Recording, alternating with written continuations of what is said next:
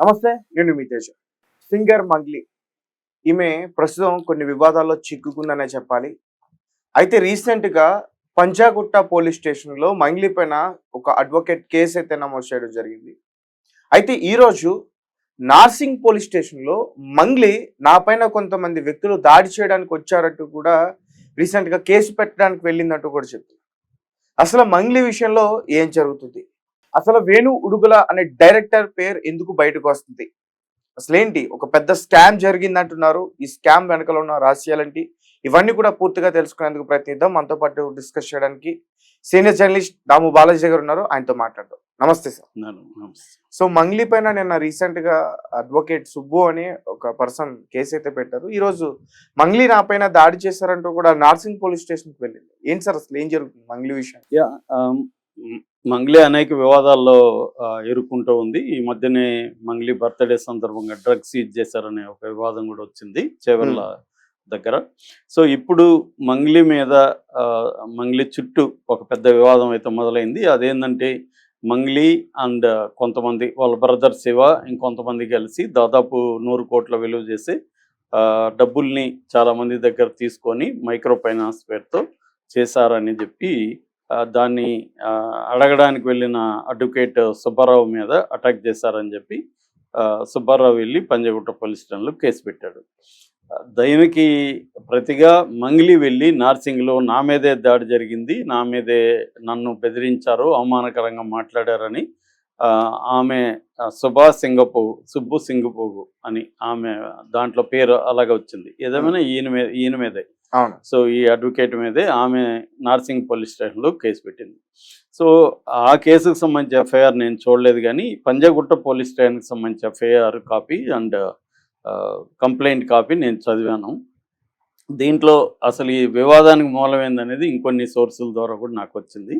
So ప్రధానంగా ఏంటంటే సుబ్బారావు ముందుగా కంప్లైంట్లు ఏముందో మనం చూసుకుంటే, సుబ్బారావు అనే అడ్వకేట్ కంప్లైంట్లో ఏం పెట్టాడంటే, ఇట్లా నన్ను కొంతమంది హేమకాంత్ రెడ్డి, మధుసూదన్ రెడ్డి, తిరుమల్ ఇంకొంతమంది కలిసి నన్ను అప్రోచ్ అయ్యారు.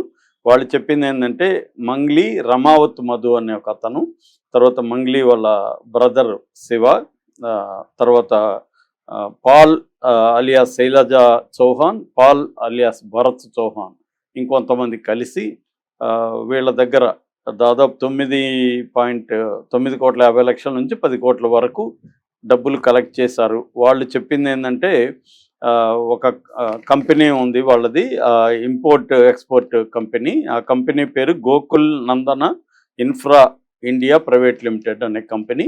ఈ కంపెనీ తరపున ఎక్స్పోర్ట్ ఇంపోర్ట్ బిజినెస్ చేస్తున్నాం, రియల్ ఎస్టేట్ చేస్తున్నాం, ట్రేడింగ్ చేస్తున్నాం. దీంట్లో మీరు కానీ డబ్బులు పెడితే మీకు 10% 20% వస్తుంది ప్రాఫిట్ అని చెప్పి చేస్తున్నారు. ఇది ఈ మధ్యకాలంలో చాలా జరుగుతున్నాయి. నేను కూడా ఆ మధ్య నాకు కూడా ఎవరో పంపించారు, పెడితే మనకి 10% వడ్డీ వస్తుందని. ఎట్లా వడ్డీ వస్తుందని నేను అడిగా. అంటే ఈ డబ్బులు తీసుకొని అతను ఏం చేస్తాడు అంటే, అతను ట్రేడింగ్ చేస్తాడంట, ట్రేడింగ్లో వస్తుంది.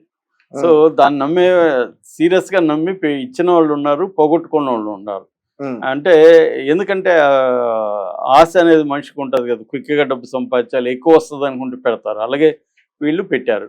అంటే వీళ్ళు ప్రధానంగా నమ్మడానికి కారణం ఏంటంటే మంగ్లీ అనే ఒక పాపులర్ సింగర్ ఉంది కాబట్టి ఆ మోసం చేయదని వీళ్ళు అనుకున్నామని చెప్తున్నారు. సో వాళ్ళు వచ్చారు, ఇట్లా డబ్బులు ఇచ్చాము, కానీ తర్వాత నుంచి వాళ్ళు అప్స్కాండ్ అయిపోయారు, ఫోన్లు తీయట్లేదు అని నా దగ్గరకు వచ్చారు. నేను కాంటాక్ట్ చేయడానికి ట్రై చేశాను, చేస్తే వాళ్ళు అందుబాటులోకి రాలేదు. దాని తర్వాత నాకు పూజారి నాగేశ్వరరావు అని ఒక అడ్వకేట్ మన టీవీలో కూడా కనిపిస్తుంటాడు, ఆయన నుంచి పిలుపు వచ్చింది. వేణు ఉడుగులు కూడా ఉన్నాడు, అందరూ మాట్లాడుకుందాం రండి అని పిలుపు వస్తే మేము వెళ్ళాము. వెళితే వాళ్ళిద్దరూ నన్ను అడిగారు, ఇట్లా ఇవన్నీ ఎందుకు, అసలు నీకెంత కావాలి ఏంటి అని మంగ్లీ కూడా అడిగింది. ఈ కేసు నుంచి నువ్వు పక్కకి వెళ్ళాలంటే నీకు ఎంత కావాలంటే నేను అట్లాంటివి చేయనని చెప్పాను. ఇదంతా కూడా నా క్లయింట్ల సమక్షంలోనే జరిగింది.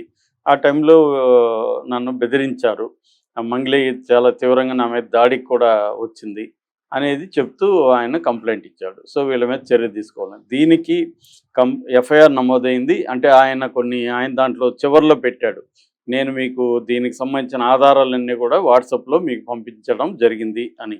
అంటే ఈ రిపోర్ట్ ఇవ్వకముందే వాట్సాప్లో ఆయన ఓవరాల్గా మాట్లాడుంటాడు కాబట్టి ముందు అసలు ఆధారాలు అడుగుతారు కదా. ఇప్పుడు మనం పోయి నేను నీ మీద కంప్లైంట్ ఇవ్వాలా, ఏదో నన్ను దాడి చేసామని ఇవ్వాలనుకో, నీ దాడి జరిగినట్టుగా సాక్ష్యాలు ఏంటని అడుగుతారు. సో ఆ సాక్ష్యాలు ఏవో ఈయన ఇచ్చాడు. అంటే ఆ అమ్మాయికి ఇతనికి మధ్య సంభాషణ జరగడం, చాటింగ్ ఉండడం అవన్నీ ఉన్నాయి. అవన్నీ కలిపి ఆయన ఇచ్చాడు వాళ్ళకి. దాంతో వాళ్ళు ఎఫ్ఐఆర్ 258/2026 ఎఫ్ఐఆర్ నంబరు, అది పంజాగుట్ట పోలీస్ స్టేషన్లో నమోదైంది. 351, 352 అంటే క్రిమినల్ ఇంటిమిడేషన్, అంటే నేరపూరితంగా బెదిరించడం. చంపేస్తానని బెదిరించారు, నువ్వు కోర్టుకు వెళ్తుంటే నేను యాక్సిడెంట్ చేసి చంపేస్తామని బెదిరించారు అనేది అతను చెప్పాడు. సో కాకపోతే ఏంటంటే దీంట్లో వేణువుడుగుల పేరు ఎఫ్ఐఆర్లో లేదు, వీళ్ళ పేర్లు మాత్రమే ఎఫ్ఐఆర్లో ఉన్నాయి. ఈయన ఇచ్చిన కంప్లైంట్లో వేణువుడుగుల పేరు ఉంది. దీంతో వేణువుడుగుల కూడా బెదిరించాడు, ఎఫ్ఐఆర్లో వేణువుడుగుల పేరు కూడా ఉందనేది బయట వచ్చింది. దాంతో ఆయన ఒక రిమైండర్ లాగా ఒక ఇది ఇచ్చాడు, తన వెర్షన్ ఇచ్చాడు. ఇదంతా ఏమి లేదు, నాకు ఇద్దరు పార్టీలు తెలుసు కాబట్టి గొడవలు ఎందుకు మాట్లాడుకుందాం అనేది పిలిచాను. నన్ను అప్రోచ్ అయ్యారు, అప్రోచ్ అయినప్పుడు ఇద్దరిని పిలిచాను. అది అంతవరకు తప్ప నేను దీంట్లో ఎవరిని బెదిరించలేదని. తర్వాత సుబ్బారావు కూడా మీడియాకి చెప్పాడు, వేణువుడుగా నన్నేం బెదిరించలేదు, నిజానికి నా వైపే నిలబడ్డాడని చెప్పాడు. కానీ రిపోర్ట్లో ఆయన ఇచ్చిన కంప్లైంట్లో మాత్రం వేరేగా ఉంది. సో ఏదేమైనా దీంట్లో వేణువుడుగులకు సంబంధం లేదనేది ఇటు ఇరు పార్టీలకి బయటకు వచ్చాయి. రెండోది పోలీస్ స్టేషన్లో కూడా ఎఫ్ఐఆర్లో కూడా ఆయన పేరు లేదు. కోర్టుకి కూడా ఇచ్చిన దాంట్లో కూడా వేణువుడుగుల పేరు రాశారు వాళ్ళు, అంటే కంప్లైంట్లో ఇవి ఉన్నాయని రాశారు పోలీసులు తప్ప ఆయన్ని నిందితుడిగా అయితే చేర్చలేదు, అక్యూజ్డ్గా అయితే చేర్చలేదు. అంటే నాకు తెలిసిన సోర్స్ కూడా ఏముందంటే వేణువుడుగులు చెప్పిన వెర్షన్ కరెక్ట్. ఎందుకంటే వీళ్ళు పంచాయతీ ఇట్లాంటివి జరిగినప్పుడు పంచాయతీలు జరుగుతాయి కదా, అలాగా వేణువుడుగులు కూడా ఆమె తెలుసు, వీళ్ళు తెలుసు, ఈ అడ్వకేట్ తెలుసు కాబట్టి అసలు ఏం జరిగిందని మాట్లాడడానికి ఇప్పుడు నా దగ్గరికి వచ్చి ఎవరో కంప్లైంట్ ఇస్తే పిలిపిస్తారే రండి మాట్లాడదాం అంటాం కదా, అలాగా మాట్లాడాడు తప్ప ఆయన సంబంధం లేదు, ఇది ఆయన ఇన్వాల్వ్ కాలేదు, ఆయన ఏం డబ్బులు వసూలు చేయలేదు, సంబంధం లేదు. అట్లాగే పూజారి నాగేశ్వరరావు కూడా సంబంధం లేదు. ఇప్పుడు దీంట్లో సంబంధం ఉన్నది ఎవరు, ఈ అమ్మాయి, తర్వాత ఈ మధు, రమావత్ మధు ఎవరంటే, అంటే నిజమో కాదు తెలియదు కానీ పుకారు బయట ఏముందంటే ఈ అమ్మాయిల చెల్లెలు పెళ్లి చేసుకుపోయే వస్తున్నాను. సో రమావత్ మధు, అట్లాగే శివ వీళ్ళ తమ్ముడు ఉన్నాడు. సో వీళ్ళ మీద కేసు ఇప్పుడైతే నమోదైంది. కాకపోతే ఇక్కడ ఒక విచిత్రమైనది నాకు అనిపించింది ఏంటంటే, ఓన్లీ క్రిమినల్ ఇంటిమిడేషన్ కేసు నమోదైంది కానీ ఈ బాధితులు ఎందుకు కేసు పెట్టలేదు? అవును, పెట్టాలి కదా. వాళ్ళు పెడితే అప్పుడు ఏమవుతుంది, 420 ఇవన్నీ వస్తాయి, చీటింగ్ ఇవన్నీ వస్తాయి కదా. మరి అవి ఎందుకు వీళ్ళు పెట్టలేదు అంటే, వాళ్ళని ప్రెజర్ చేసి కేసు పెట్టేస్తే ఆ డబ్బులు రావు, ఈ లోపల ప్రెజర్ చేసి ఏమన్నా లాగుదామన్న ఆలోచన ఉండొచ్చు వాళ్ళకి. ఈయన మాత్రమే పెట్టాడు. ఇప్పుడు దీనికి కౌంటర్గా ఆమె కూడా పెట్టింది. మామూలుగా ఇవి జరిగేవి, నేను ఒక కేసు పెడితే నా మీద నువ్వు పెడతావు, నీ మీద నేను పెడతాను, ఇవి జరుగుతూ ఉంటాయి. ఎందుకంటే ప్రెజర్ పెట్టి ఇవన్నీ కూడా అవుట్ ఆఫ్ కోర్ట్ సెటిల్మెంట్ల కోసమే ఇవన్నీ జరుగుతుంటాయి.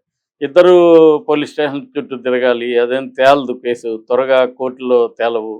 కాబట్టి ఏదో ఒక ప్రెజర్ చేసి చేయాలని, ఆ ప్రెజర్లో కుదరనప్పుడే వీళ్ళు బయటకు వచ్చేస్తారు, మీడియా వైపుకి వస్తారు. ఈ సుబ్బారావు కూడా ఆల్రెడీ మీడియాలో చాలా పాపులర్, ఆయన అనేక వివాదాల్లో కూడా ఆల్రెడీ ఉన్నట్టుగా, ఆయనకు కూడా ఇవన్నీ అలవాటు ఉన్నట్టుగానే కనబడుతుంది. సో నిజంగా ఇప్పుడు ఆ అమ్మాయి ఇన్వాల్వ్ అయిందా, ఇన్వాల్వ్ అయితే ఏంటి, ఇవన్నీ మీడియా ట్రయల్స్లో మనం చెప్పలేము. ఎందుకంటే మనం పోయి ఇన్వెస్టిగేట్ చేయం కాబట్టి మనకు అన్ని విషయాలు తెలియదు. ఓన్లీ ఏంటంటే ఆరోపణలు మాత్రం ఇవి పంజాగుట్టలో ఇతను ఇచ్చిన ఆరోపణలలో ప్రధానంగా ఆ అమ్మాయి మంగ్లీ సోదరుడు శివ, మంగ్లీ సిస్టర్ని పెళ్లి చేసుకుపోయి మధు, మిగతా మధు వాళ్ళ బంధువులు కావచ్చు ఎవరో మిగతా వాళ్ళు. ఈ పేర్లు చూస్తే అలాగే ఉన్నాయి. అంటే సుబ్బారావు చెప్పేది ఏంటంటే ఒక కేంద్ర మంత్రి పేరు కూడా అమ్మాయి చెప్పింది. అలాగే అమ్మాయి బంజారా ట్రైబల్ కాబట్టి బంజారా సంఘం వాళ్ళు కూడా నాకు ఫోన్లు చేసి బెదిరించారు, ఇవన్నీ చెప్తున్నాడు.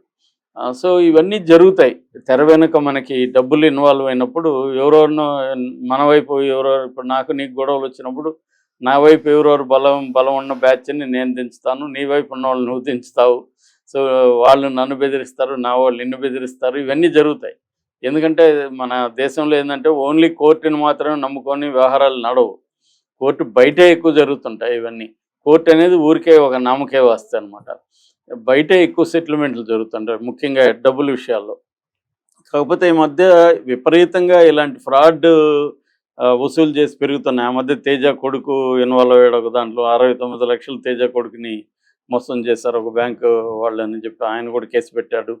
ఆ తర్వాత ఆయన పేరేమి జేడి లక్ష్మీనారాయణ భార్య, ఆమెది 2 కోట్ల పైన ఆమెను మోసం చేశారు. సో అది కేసు నడుస్తుంది. అంటే ఈ మధ్య ఏంటంటే ట్రేడింగ్ పేరుతోనో ఇంకొక పేరుతోనో వడ్డీ ఎక్కువ వస్తుంది, నీ డబ్బులకి డబ్బులు వస్తుంది, లేకపోతే త్రిబుల్ వస్తుంది, ఇది చెప్పి జనాల్ని ఏమార్చడం అనేది జరుగుతుంది.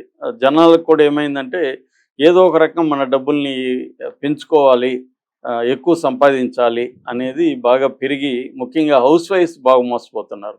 వాళ్ళకి ఏమంటే ఫోన్లు ఇవన్నీ మేనేజ్ చేయడం వచ్చేసింది. వాళ్ళు ఈ జనరేషన్లో హౌస్ వైఫ్స్ కూడా కొంత చదువుకున్న వాళ్ళే ఉంటారు. సో వాళ్ళకి ఈ ట్రేడింగ్ దీని ద్వారా ఎక్కువ ఎట్లా సంపాదించాలి అన్న ఇది ఉంటుంది. దీంతో నన్ను కూడా చాలామంది అడుగుతుంటారు, ట్రేడింగ్లో పెట్టచ్చా, అక్కడ ఇట్లా వస్తాయంటే అట్లా. నాకు తెలిసిన వాళ్ళు కూడా మోసపోయిన వాళ్ళు ఉన్నారు. అట్లాగే నార్త్ ఇండియా వాళ్ళు కూడా విపరీతంగా నాకు కూడా కాల్స్ వస్తుంటాయి. విపరీతంగా వాళ్ళు మనల్ని ట్రాప్ చేస్తారు.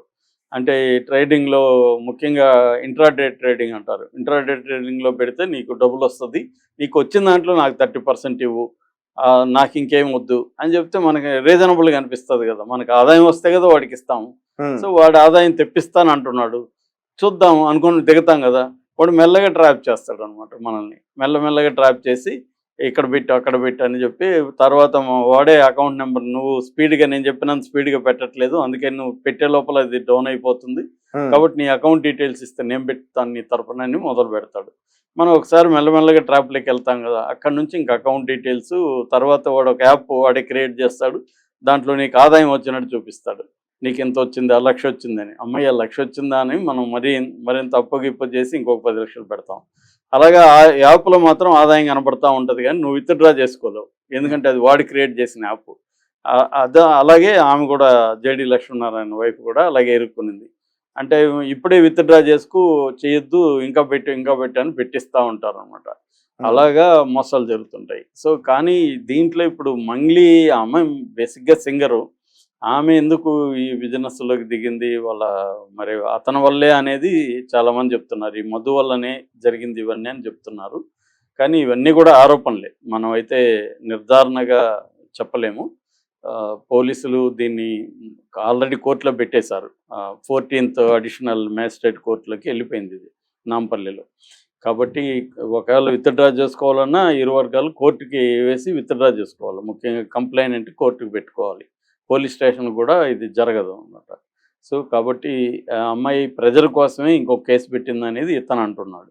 నన్ను విత్డ్రా చేసుకోమని, నువ్వు విత్డ్రా చేసుకుంటే నీ మీద పెట్టిన కేసు నేను విత్డ్రా చేసుకుంటా అనేది జరుగుతుంది. ఏదేమైనా ఇది నాకు తెలిసి కోర్టు బయటే సెటిల్మెంట్లోకి వెళ్ళే అవకాశం కనిపిస్తుంది. Right sir, thank you so much.